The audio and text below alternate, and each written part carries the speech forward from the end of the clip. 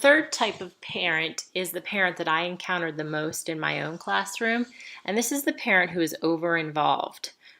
Where an over-involved parent is the parent that comes in often, volunteers, they do everything that's picture perfect, but they don't allow the child to gain independence. The over-involved parent may hinder a child's move toward independence, and also they're very disruptive to the child or the classmates. We call these parents helicopter parents.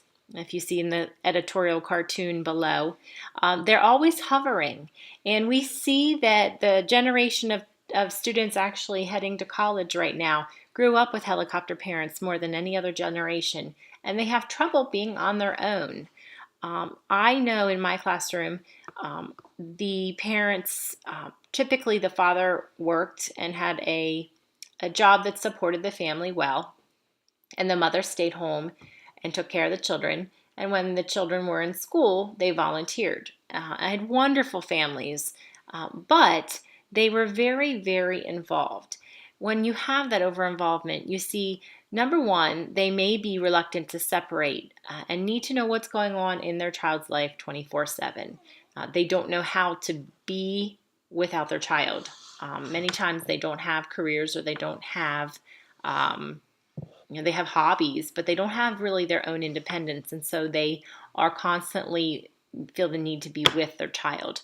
Also, sometimes they're living through their children. Their personal, social, or emotional needs are unmet, and they're looking to their child or sometimes their child's teacher to meet these needs.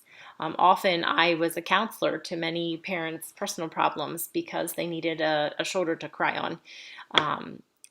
We have also insecure parents that are often wondering, worrying about everything, and technology. We see at number 4, cell phones, but not even cell phones anymore. Cell phones were the start of this, but with email and Facebook pages and Twitter accounts, even with texting, parents can contact a teacher 24/7, and they are relentless.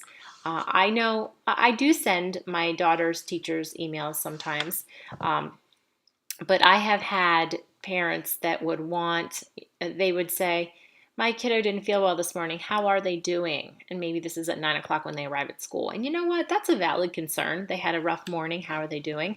And I'd shoot an email back to them. But some of the parents that would, if I say, your child, they're doing fine. I don't see that I can't even tell they had a bad morning. I would have some of those parents then at 10 o'clock. Well, how are they doing now? And at 11 o'clock, how are they doing now? Oh, 11:30. Are they going to be okay for lunch, or should I come in and eat lunch with them today? After recess, did they have a good time at recess? Could you send me a picture of my child? What are they doing at school today? I'd like to. I don't know.